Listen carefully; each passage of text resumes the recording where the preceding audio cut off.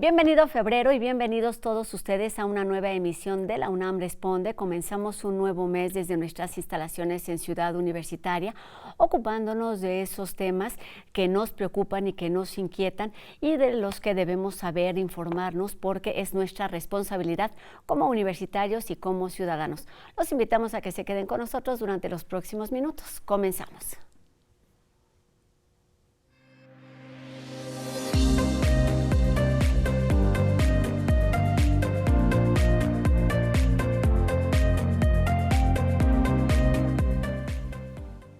Ingerir medicamentos sin prescripción médica puede quizás aliviar algunos malestares. Sin embargo, la automedicación implica riesgos en la salud de las personas y además afectaciones en los sistemas de salud.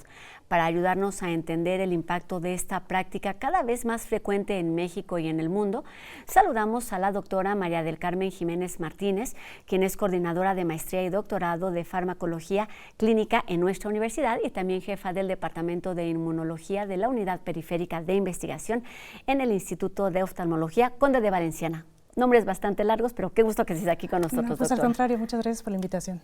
Pues hablemos de este tema, lo mencionamos mucho, pero me parece que lo tomamos de forma muy sutil y no le damos la importancia necesaria. Todo aquello que tomamos, todo aquel medicamento que tomamos sin revisión y sin indicación médica, ¿es automedicación? No necesariamente. Tenemos que primero entender qué es automedicación, de acuerdo a la Organización Panamericana de la Salud. Es todo acto individual que alude a la administración de un medicamento, ya sea para mi propia persona o para mis familiares, para mis amigos. La diferencia es que está fuera de la prescripción médica. Sin embargo, en nuestro país hay medicamentos que están fuera de esta prescripción. Entonces, habría que ver este fenómeno en términos de salud pública. ¿Cuándo este problema o esta práctica se convierte justo en eso, es un problema de salud pública? Cuando se toman medicamentos que pueden generar un riesgo a la salud, o que pueden generar reacciones adversas, o que pueden generar alguna complicación en el paciente, o que se puede tomar cuando no está indicado y el paciente cree que está indicado. ¿Cómo entender esta diferencia cuando acabas de mencionar algo muy importante? En nuestro país, al menos, es muy común que medicamentos, muchos, se vendan sin una receta y hay algunos otros que, por supuesto, son controlados. ¿Cómo hacer esta diferencia de cuándo o cuál de sí podemos ingerir sin esta prescripción? Ok, partimos de la parte legal. El fundamento es la Ley General de Salud en el artículo 226, que nos clasifica los medicamentos en 6 grupos. El grupo 1, que es el grupo de medicamentos controlados, que requiere una receta muy específica, muy controlada. Estamos hablando, por ejemplo, de fentanil. El grupo 2 y el grupo 3, que son psicotrópicos. La diferencia entre el 2 y el 3 es que los dos necesitan receta, pero para el 3 se puede resurtir esta receta en 3 ocasiones. Con la misma receta. Ajá, el mismo medicamento con la misma receta. Puede ser, por ejemplo, estamos hablando de los anticonvulsionantes. En el grupo 4 es todo el resto de medicamentos que requieren receta. Estamos hablando de tratamientos para hipertensión, para diabetes, para antibióticos. Sin embargo, hace unos años hubo una modificación en la cual para la venta de antibióticos esta receta se tiene que recoger. Mientras que el grupo 5 y 6 son medicamentos que se pueden vender sin receta. La diferencia entre los dos es que los del grupo 5 se venden en farmacias y los del grupo 6 en otros lados donde no son farmacias. Ejemplo, farmacias antigripales. No en farmacias los suplementos vitamínicos que se venden en gimnasios. Entonces, desde el punto de vista regulatorio, pues sí, en efecto, hay una parte donde sí se requiere de cierta indicación o prescripción médica para cierto tipo de medicamentos, pero la autoridad también pues de alguna manera favorece la automedicación para ese otro tipo de medicamentos que el público los puede tomar en caso de que pues, se sienta mal, ¿no? Por un dolor de cabeza. ¿Cuál es el riesgo de esta línea tan tenue? Claro. Pues que a lo mejor el paciente no sabe cuánto tomarlo, en qué dosis. No es lo mismo darle por ejemplo, un paracetamol a un niño, que dárselo a un adulto mayor que ya tiene otras complicaciones, por ejemplo, alguna insuficiencia hepática o alguna insuficiencia renal. Entonces, esa tenue línea es la que nos puede generar un riesgo a la salud. Claro. Nos hablaste ya de toda esta parte, digamos, externa, legal, que tiene que ver con los usos y la distribución de los medicamentos, pero otra parte importante es la que ya comienzas a tocar, que son las reacciones que pueden ocasionar los medicamentos en nuestro organismo. ¿Por qué un medicamento que está hecho con el objetivo de traer beneficios a nuestra salud podría ocasionar un efecto adverso? ¿O cuándo? En general, todos los medicamentos son susceptibles de generar una reacción adversa. Una explicación un poco más amplia. Cuando se está desarrollando el medicamento, hay una investigación preclínica en animales, en células o en tejidos, donde se estudian posibles vías metabólicas, posibles interacciones en el caso de animales, posibles efectos teratogénicos. Cuando ya se pasan todos esos estudios, se va a la investigación clínica, donde hay un desarrollo terapéutico del medicamento. Es decir, una fase 1, donde ese medicamento se da a los humanos, que están sanos, sujetos voluntarios sanos, y en ellos se investiga la seguridad, ¿no? Claro. Lo que estamos hablando. A lo mejor hay o no hay reacciones adversas. En un fase 2 se da ya a pacientes que tengan una determinada enfermedad. Vamos a suponer que es dolor de cabeza. Y entonces vamos a suponer que es una molécula similar al paracetamol, como el que acabo de mencionar. Y en ese grupo, en ese primer grupo de individuos, se prueban diferentes dosis. En estos grupos puede ser que con mucha dosis se empiecen a mostrar evidencia de reacciones adversas, o puede ser que no, dependiendo de la dosis. Pero en ambos casos, en ambas dosis, se les quitó el dolor de cabeza, ¿ok? Se elige entonces la dosis que generó menos reacciones y que controló el síntoma. Para el fase 3 se meten más sujetos en diferentes localidades, diferentes a lo mejor hospitales, de tal manera que se amplíe el conocimiento de seguridad y el conocimiento de eficacia del medicamento. Una vez que ya se conoce un poco más sobre los efectos adversos que puede generar el medicamento en desarrollo, pues se somete a la autoridad regulatoria y entonces en la información para prescribir dicen reacciones adversas más frecuentes pueden ser dolor de cabeza, mareo, vértigo, etc. Se comercializa y sale a todo mundo, pero habiendo todo mundo, estamos hablando de personas que tienen a lo mejor diabetes, que tienen hipertensión, que tienen obesidad, que tienen sobrepeso, que tienen una carga genética. Todos ellos no participaron en esos estudios previos. Por lo tanto, las características de esta nueva población hace que se puedan presentar otro tipo de reacciones adversas que antes no se habían documentado previamente. Entonces, para resumir, evidentemente se conocen algunas reacciones adversas de los medicamentos cuando salen al mercado, pero al estar ya distribuidos en toda la población, pues evidentemente es por frecuencia o por posibilidades, hay una mayor posibilidad de que estas aparezcan y antes no se conocieran por la diversidad de la gente. Y hablando de estas reacciones, pueden ser inmediatas, pero también a mediano plazo e incluso a largo plazo que pueden ser más dedicadas. Háblanos un poquito de lo que puede ocurrir en estos panoramas. Hay toda una clasificación de reacciones adversas asociadas a medicamentos. Tal vez las que más conozcamos como público es, bueno, me tomé un medicamento, me pusieron una inyección y me hinché o no podía respirar. Ese tipo de reacciones se les llama reacciones inmediatas y están ocasionadas por una mediación inmunológica, como puede ser la alergia a cualquier otra cosa, es una alergia a un medicamento.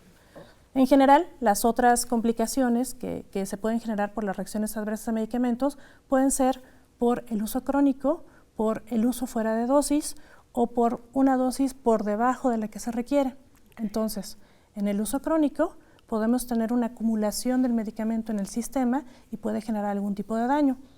Otra vez vamos al ejemplo del paracetamol. Nos dice la cajita, no más de 10 días porque puede generar una alteración hepática. ¿Okay? Eso ya se sabe. Eso es por número de días. Porque nos falte la dosis. Bueno, pues a lo mejor yo soy un paciente que piensa, me dejaron muchos medicamentos, mejor me tomo la mitad porque no me gusta tomar tantas medicinas. Se queda por debajo de la dosis. Entonces, ahí pues no va a tener el efecto terapéutico adecuado. Y por el contrario, si toma más medicamento del que se requiere, Por ejemplo, un caso muy clásico puede ser el uso de esteroides, pues en lugar de que mejore adecuadamente, va a tener una complicación ahora por la cantidad del medicamento que está en el sistema. Entonces, todo impacta. Parece una novedad, pero ¿por qué la importancia de un diagnóstico y de seguir las indicaciones médicas para ingerir medicamentos? Pues justamente de lo que estamos hablando, ¿no? No es lo mismo una enfermedad tratable en un niño que en una persona mayor, que en una persona adulta joven. No es lo mismo tampoco confundir el diagnóstico y dar un medicamento que no corresponde. Les platico brevemente, hicieron un estudio en la pandemia sobre pacientes que se automedicaron durante la misma con diferentes tipos de síntomas. A uno les dolía la garganta, a otros les dolía la cabeza, a otros no podían respirar. Y les preguntaron, ¿qué medicamento te tomaste? Y está bien interesante, porque si bien a los que les dolía algo se tomaron a lo mejor algún antiinflamatorio, también terminaron tomándose antibióticos o tomándose otra cosa que ni al caso. ¿Por qué saber para qué se requiere un medicamento? Porque me puedo estar tomando algo que no es para mi síntoma o para la enfermedad que yo requiero. Y entonces eso ni me va a curar y por el contrario, puede generar otro tipo de manifestaciones asociadas al medicamento. Claro, y esto nos lleva a lo siguiente, porque puede agravar el padecimiento que se está presentando o incluso, digamos, como ocultar temporalmente los síntomas, porque a lo mejor se me quitó el dolor de cabeza, la molestia en la garganta, pero a largo plazo puede tener otras consecuencias. Sí, eso es súper riesgoso, sobre todo, por ejemplo, en dolores de tipo abdominal. Ay, bueno, pues me duele el estómago, me voy a tomar algo. Ahí podemos ocultar un ejemplo agudo, una apendicitis, que puede evolucionar y terminar en peritonitis y en una complicación mucho más grave.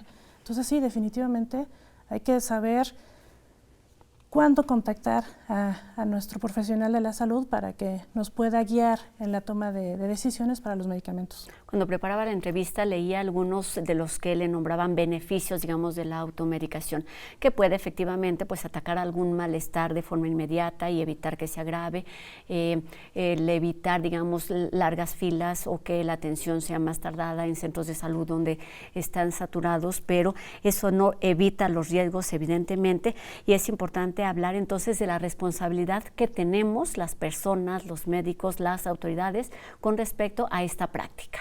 Sí, es correcto. Como les decía anteriormente, pues hay medicamentos que están fuera de la prescripción médica, que todos podemos ir a la farmacia y tomar alguno, pero sí necesitamos una mayor concientización a la población. Yo creo que el uso a través de estos programas es muy bueno, porque a lo mejor un deportista, quiero tener más rendimiento y me tomo más vitaminas de algo. O a lo mejor un estudiante que quiere pues pasar mejor la materia, entonces toma algún estimulante, ¿no?, para no dormir. Todo eso a la larga va generando complicaciones, aunque esos medicamentos o esos productos estén de libre venta. Entonces sí necesitamos más educación, no solamente al profesional de la salud, sino también a la población en general. ¿Cuáles son quizás algunos síntomas, padecimientos más comunes que promueven de alguna manera la automedicación? Pues sin duda todas esas enfermedades que requieren acceso a los tratamientos, pero que realmente se pueden solucionar en una visita de primer contacto. Estoy hablando de gripas, estoy hablando de diarreas, estoy hablando de dolores de cabeza, estoy hablando de ese tipo de manifestaciones. Decir una enfermedad particular, pues ya es un poco más difícil, porque una enfermedad particular está generada por un conjunto de signos y síntomas. Entonces, más bien, los medicamentos que están a la venta es para contener o controlar los síntomas de una determinada enfermedad, no para la enfermedad por sí. Exacto.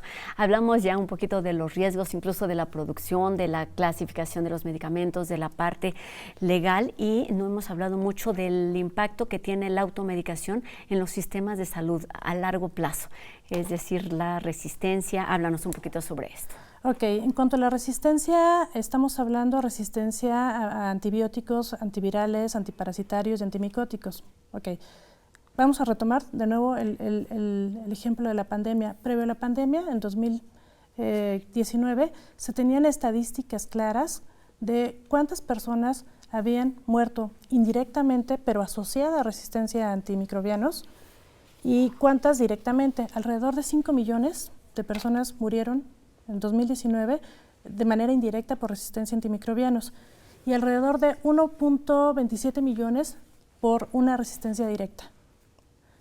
Para 2019 se había contemplado que en el 2050 la muerte directa por resistencia a antimicrobianos iba a ser de alrededor de 50 millones. Esto fue antes de la pandemia.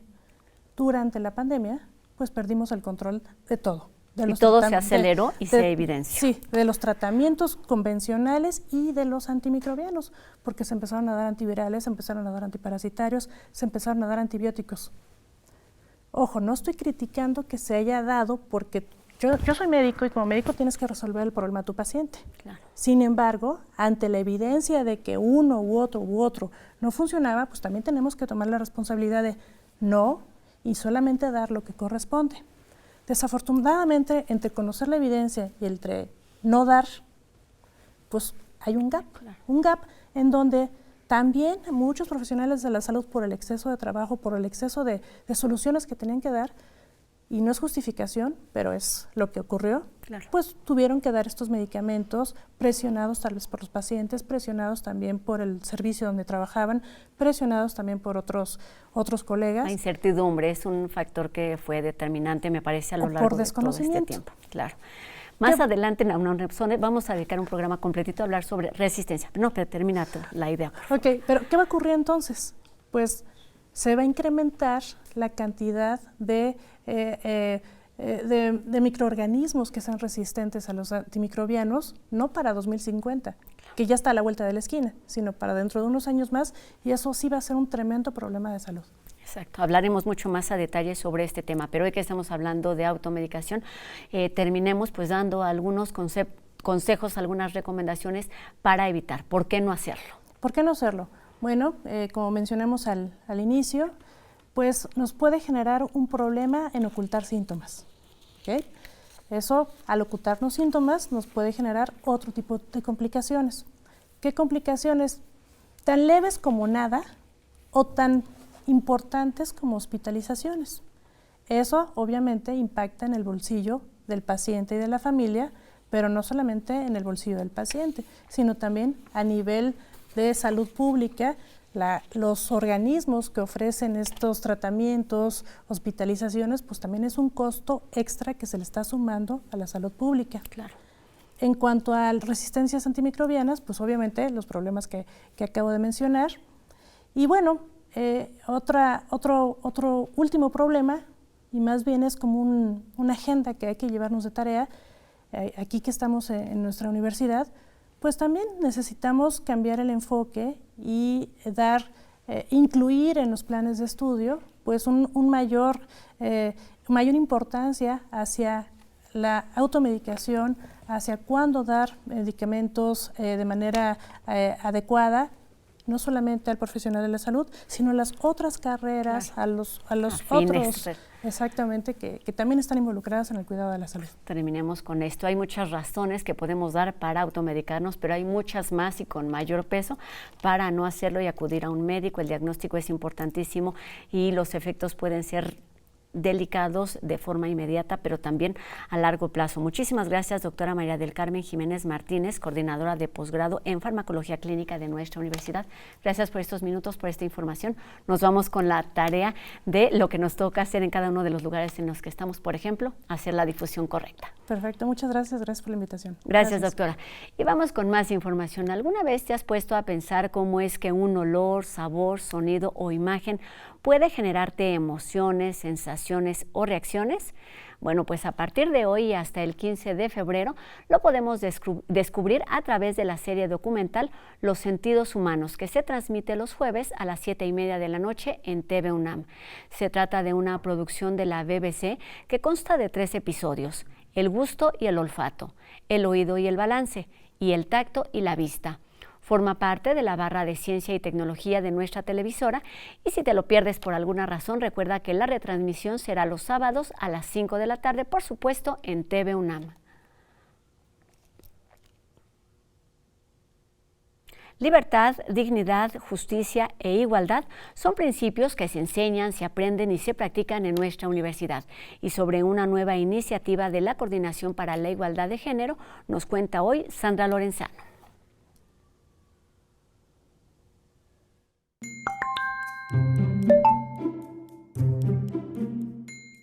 En este regreso a clases, quiero compartirles una gran noticia.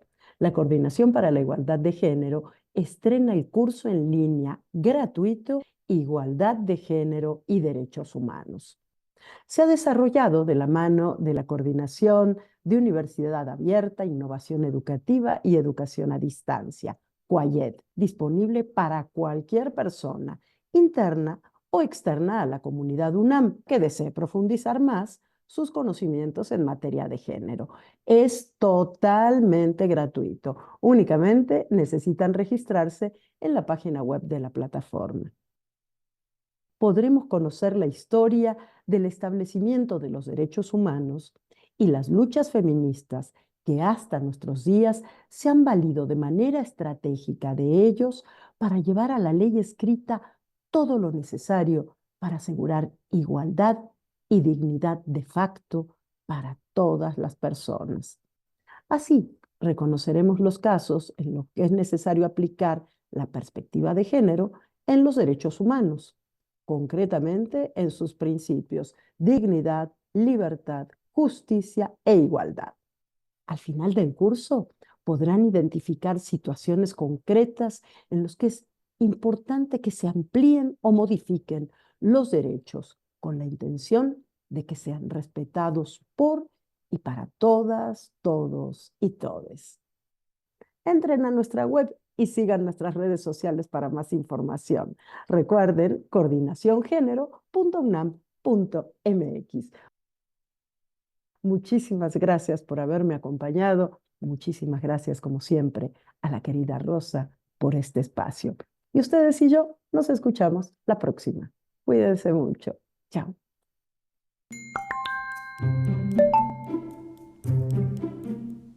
Un abrazo también para ti de vuelta y nos encontramos aquí cada semana. Y bueno, el hipo puede ser ocasionado por diversas razones. Se sabe que hay diferentes tipos y que existen varias estrategias para aliviarlo. Sobre esto va la siguiente nota de UNAM Global TV.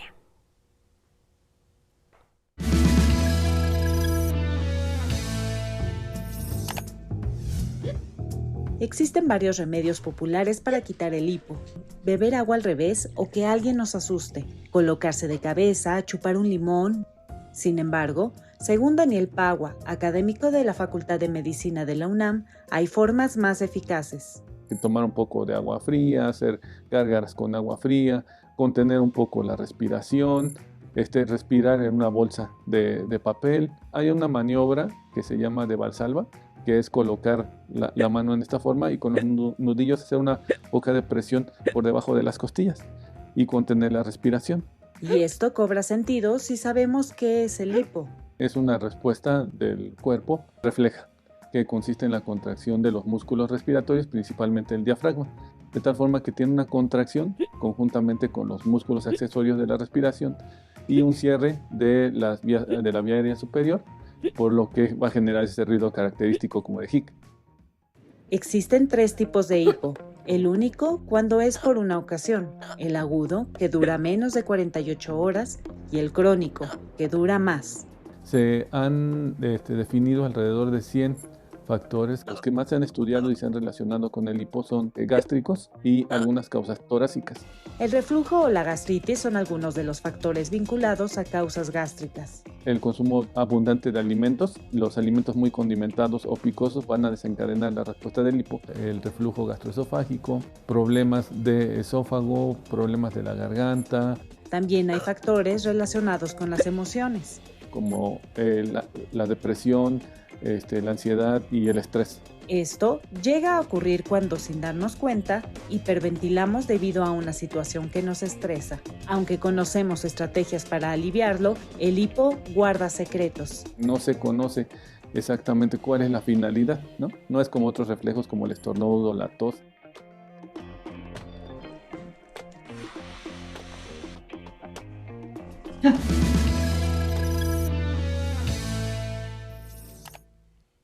Seguramente algo aprendimos hoy sobre esta sensación que muchas veces nos incomoda.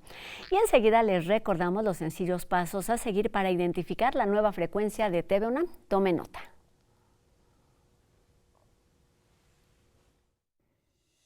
Sintonizar la nueva frecuencia de TV UNAM es muy fácil. Sigue estos sencillos pasos para reprogramar tu televisión.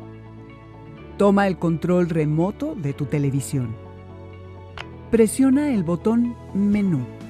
Busca Ajustes o Configuración. También puedes hacerlo directamente desde la opción Antena o Cable. Selecciona Búsqueda automática de canales. Asegúrate de que la opción digital está encendida. Espera a que cargue y ¡listo! Disfruta tus programas favoritos de TV UNAM por el 20.1 con mejor calidad y mayor cobertura. Si tienes alguna duda, pregúntanos a través de nuestras redes sociales.